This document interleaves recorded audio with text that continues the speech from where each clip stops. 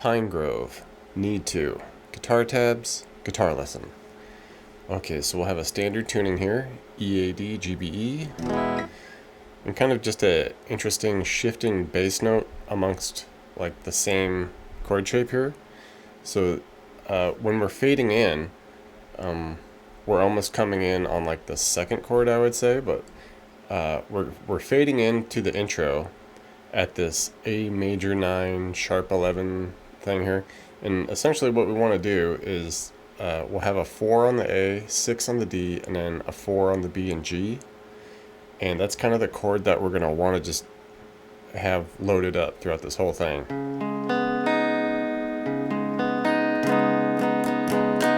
Alright, and like I said, we're just going to be shifting the bass note. So we'll start here with the A bass note, so we'll just come on up and hit the 5 on the E with that. And what you want to do is you want to hit like the bass note a couple times, then we'll drop down and just do a 1, 2, 3, 4 on the chord. That type of deal. And with this, if you incidentally kind of hit that 4th fret on the high E because you're barring it all, it's not a big deal. I didn't really hear it in the chord, so I try to leave it out.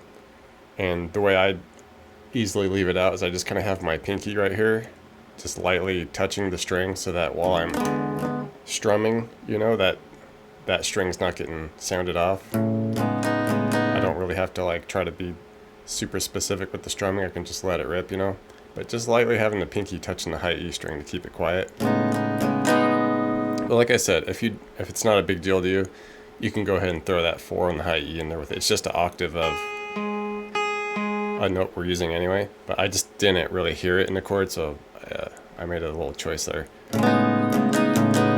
So that's kind of what I'm doing with that.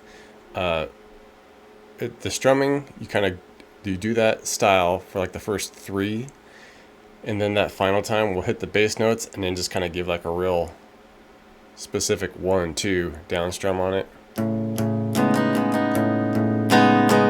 That type of feel. And like I said, after we kind of fade in all the way, eventually we'll come in to where like a second guitar comes in, and I think the drums come in at this point, but we just lift off that 5 of the low E just to an open, and now we're just including an open low E with that same chord shape.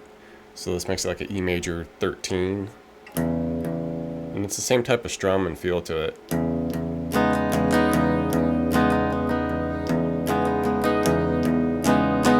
Type of deal, and we just alternate between those 2 chords for a good minute or so throughout like that second part of the intro where everyone's in and playing.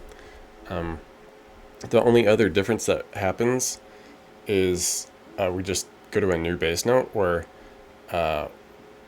basically we'll just quiet the E string, and we'll just have the 4 on the A be the bass note, that C sharp, and then of course we'll have our same 6D, 4 on the B and G under it. And it's same deal. Hit those bass notes and then do the 1, 2, 3, 4 strum.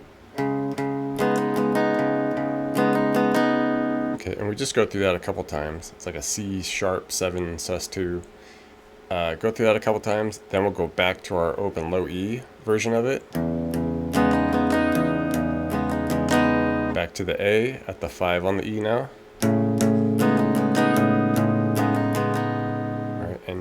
It goes through that progression, the C sharp to E to A. It does that a couple times, and then it just basically reverts to the original progression. And if you're adventurous and you want to try to get some of the other instruments going on here, like we get some banjo chiming in, and it's just kind of picking through that chord shape, that C sharp 7 vibe we got.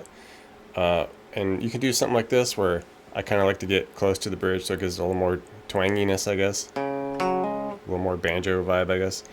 But just hitting the 4A, do a little hammer on from the 4 to 6D, hit the 4G, back to the 6D, repeat that again. Alright, and then just do like the 4A, 4 to 6D, 4A, 4D, just to kind of switch it up to make it repeat a little better.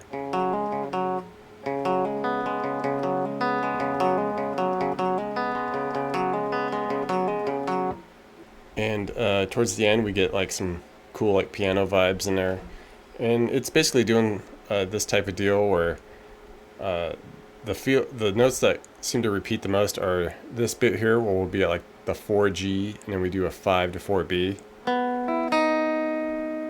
That, like, hold that for a minute, and then you can come back at the 5B, and then we get a couple of interesting kind of blue notes there, in there, where like we'll get a 4G to 3, and then back to the 5B, couple 4s. It's kind of a weird little thing happens there. Holds that, you can hit like a 6G, hold that. Little blue note again, go 3G, 5B, and then come on up, hit a 4 low D for another little blue note, back to the 4B. Kind of a funky little thing. And then kind of a scale up now, where we go like G string, go 6, 8, come on up to 5 on the B. Once again, go to a couple 7s, and 4E.